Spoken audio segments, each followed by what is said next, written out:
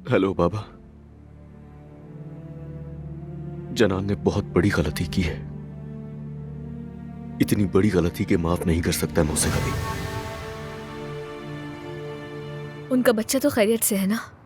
नहीं, तुम घबराओ मत, वो ठीक है बिल्कुल। अगर ऐसा वैसा कुछ होता तो डॉक्टर उन्हें हॉस्पिटल भेजती। डॉक्टर ने कहा है कि वो ठीक है। इस हालत में उनका बहुत ख्याल रखना होगा। जमरुद, तुमने खुद को इस तरह खतरे में क्यों डाला? मुझे तो कह दिया तुमने, और खुद जो कर रहे थे वो तुम्हें भी तो खतरा था ना। क्या तुम्हें अब भी मेरी फिक्र है? अदनान को भूल जाओ, बल्कि जल्द किसी और से शादी कर लो। निकल जाओ उसके दिल से, उसे खुद से नफरत दिलाओ। अगर तुमने ऐसा नहीं किया तो मैं तुमसे तुम्हारे हर एक प्यारे को छीन लूंगा, समझे? देखो अदनान, मुझे इस पर बात नहीं करनी। ईशा और उसकी जिंदगी हमारे लिए अहम है।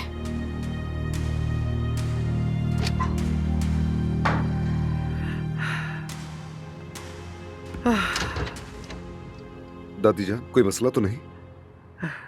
नहीं, वो ठीक है। उसके बच्चे उसके साथ हैं। अदनान साहब, उमर साहब आए हैं, स्टडी रूम में वेट कर रहे हैं आपका। ठीक है, आता हूं। तुम्हारी ये मनहूस नजरें मेरे खानदान की तबाही बन गई हैं। अदनान को आखिर और कितनी तकलीफें दोगी तुम? जवाब दो मुझे। यहाँ पर सिर्फ एक ही शख्स है जिसकी नजरें बहुत खराब है, और उस शख्स को बहुत अच्छी तरह जानती हैं आप तो।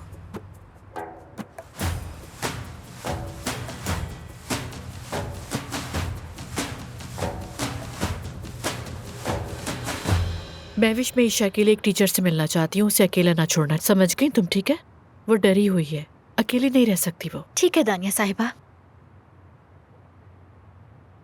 कैसी हो दानिया? ईशा अब कैसी है? कैसी हो सकती है वो? काफी डरी हुई है। क्या मैं उससे मिल सकती हूँ अभी? क्यों? क्या उससे माफी मांगोगी? तुम ये कहोगी उससे, सॉरी बेटा, क्योंकि तुमने उसके बाबा की वजह से उसे कभी ना भूलने वाला सदमा पहुंचाया। दानिया, मैं उसकी जगह शायद तुमसे माफी मांग सकती हूँ। मैं इस तरह बिल्कुल नहीं चाहती थी। लेकिन ऐसा हो गया। हर बार ईशा को तकलीफ दी है, क्या तुम्हें इसका एहसास नहीं है? उम्मीद है कि तुम्हें समझाने के लिए हमें मजीद दुख सहने की जरूरत ना पड़े। देखो, मैं जानती हूँ तुमने क्या बर्दाश्त किया, और मैं तुमसे बहस नहीं करना चाहती बिल्कुल भी। तुम अब भी मुझ पर एहसान जता रही हो? तुम जानती भी हो आज मुझ पर क्या गुजरी है। तुम्हारे बाबा की वजह से मैं अपना शौहर और बेटी खोने वाली थी। क्या अब भी तुम्हारा बहस करना बनता है?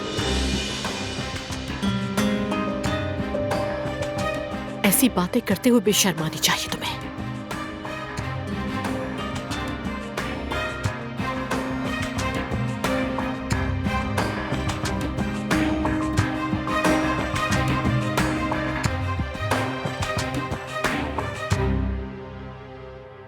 बिलाखिर उस गुंडे को पकड़ लिया गया है। वो उन सब बातों का हिसाब देगा जो उसने हमारे साथ की है। वो आसानी से नहीं बच पाएगा अदनान, उसने बहुत ही ज्यादा जुल्म किया है। जी, आप ठीक कह रहे हैं। खैर, अब लगता है हमें असल मुद्दे पर आना चाहिए। तुम्हारा मतलब अब्बास? उमर भाई, हमें उसके मुखबिर को ढूंढना होगा, चाहे कुछ भी हो जाए। लेकिन वो कौन हो सकता है? न्याजी हो सकता है। याद है, वो अचानक से गायब हो गया था। उसने कहा कि वो रिटायर हो रहा है और जर्मनी चला गया। मेरा एक्सीडेंट हुआ था उन दिनों, इसलिए मैं उस पर तवज्जो नहीं दे पाया। मेरा शक उसी पर है। लेकिन अब तुम्हें लगता है कि कोई राज है? बिल्कुल ऐसे ही है। मुझे यकीन है कि नियाजी उन बातों से खौफजदा होकर भाग गया जो वो जानता था। मुझे लगता है कि उससे एक्सीडेंट के बारे में कुछ मालूम है। हमें उसे जल्द ढूंढना होगा। बेटी, क्या आप तैयार हैं बाबा? हम तैयार हैं। मैंने तुम्हारा सामान भी ले लिया है। ठीक है, चलो अब चलते हैं। चलो।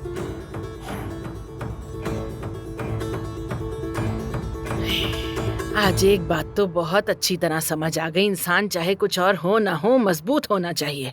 सच में जो लोग मजबूत होते हैं वो हमेशा जीत जाते हैं। अम्मी, क्या बात है, आप बड़े अंदाजे लगा रही हैं। लगता है फिर से कुछ हुआ है। बेटा, तुमने देखा नहीं क्या? अदनान ने अपनी बेटी को फौरन ढूंढ लिया और वापस ले आया उसे। और ये सब कुछ इसलिए हुआ क्योंकि वो बहुत मजबूत है। अगर हम चाहें तो क्या हम ऐसा कर सकते हैं इतनी आसानी से? नहीं ना, क्योंकि हम अभी अदनान की तरह मजबूत नहीं हुए हैं। अम्मी जान, असल बात हौसले और लगन की होती है और अदनान भाई में ये दोनों बातें हैं। हाँ, देखो मैंने भी तो यही बात की है। यानी ये मजबूत लोग हैं। मेरा मतलब है इनका जो खानदानी नाम है ना दमीर खान, उसका मतलब है फौलादी खून और बहुत मजबूत इंसान। हाँ, अम्मी आप खुल के बताएं कि आप कहना क्या चाहती हैं। मैं क्या कहना चाहती हूँ? अच्छा बता देती हूँ। वो बात ये है कि मैं तुम्हारी लतीफ से शादी करना चाहती हूँ। क्या?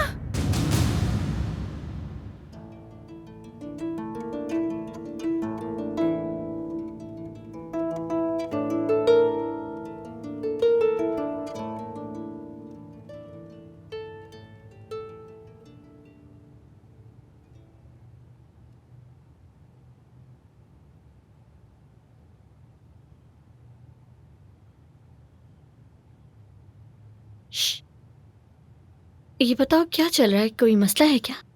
नहीं तो। किसी लड़की का मामला है?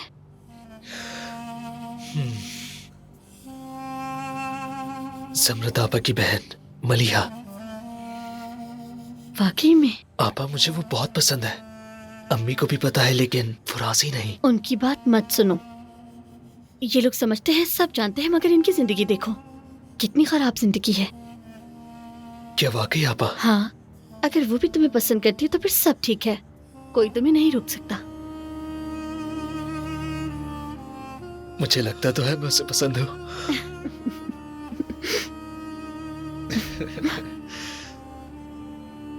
ये देखे। पागल। अम्मी उससे शादी करना तो दूर की बात, मैं उसे पसंद तक नहीं करती। समझ गई आप? खामोश कर जाओ लड़की। क्या खराबी है उसमें? हाँ, क्यों पसंद नहीं करती तुम उसे? पसंद करने वाली चीज क्या है उसमें? ना खूबसूरत है और ना बिल्ड है। मैं शादी उससे करूंगी जो एक बहादुर और मजबूत जिस्म रखने वाला इंसान हो। हाँ हाँ, समझ गई। एक काम करो ना, जिम चली जाओ और किसी बॉडी बिल्डर को देख लो वहाँ। क्या हो गया है तुम्हें? अपना दिमाग इस्तेमाल करो। जिस तरह का मर्द तुम चाहती हो ना, वो सारे के सारे इसके सामने घुटने टेकते हैं। जानती हो क्यों? क्योंकि उसकी ताकत उसके खानदानी नाम दमीर खान में है, जो तुम्हें समझ नहीं आएगा, लेकिन मैं समझती हूँ ये बातें। अम्मी उस घुंघरू बाल वाले को तो भूल जाएं आप, मुझे पसंद नहीं है। ठीक है, मैं ये सारी बातें भूल जाऊंगी, लेकिन तुम्हें तो सोचना शुरू करना चाहिए। ये तुम्हारी पूरी जिंदगी का मामला है, तो सोच समझकर फैसला करना तुम्हारा फर्ज बनता है। और मैं तुम्हारी हिफाजत चाहती हूँ, ठीक है मेरी बच्ची? तुम्हें ऐसा लगता होगा मैं जुल्म कर रही हूँ, लेकिन मुझे तुमसे बहुत प्यार है। मलिहा दमीर खान, वाह कितना अच्छा लगता है ना। अम्मी बस कर दे, नींद आ रही है मुझे।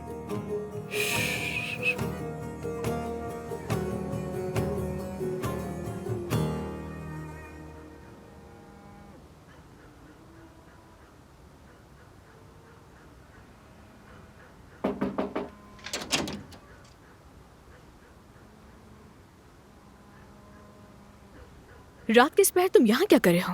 तुम इतनी जल्दी यहाँ पर क्यों आ गई, जरा बताओगी? मुझे तुमने बताया तक नहीं। बताती तो आने देते मुझे, इसीलिए नहीं बताया ताकि चली जाऊं। क्या मुझे अंदर नहीं बुलाओगी? यही सारी बातें करोगी? बिल्कुल नहीं, बाबा सो रहे हैं और तुम्हें भी जाना चाहिए। जमरुत, मैं जानता हूँ कि तुम्हारे बाबा और सानिया अंदर नहीं है। सानिया अपनी दोस्त के साथ है जिसका हाल ही में बच्चा हुआ है, और तुम्हारे बाबा उसे वहां लेकर गए हैं। यानी तुमने अपने आदमी को अभी तक नहीं हटाया यहाँ से? जमरुत, तुम ये क्यों कर रही हो? मेरे लिए एक कप चाय तो बना सकती हो ना? कम से कम इतना तो डिजर्व करता हूँ मैं। क्या मैं तुम्हारी नजर में ये भी डिजर्व नहीं करता? ठीक है, आ जाओ फिर।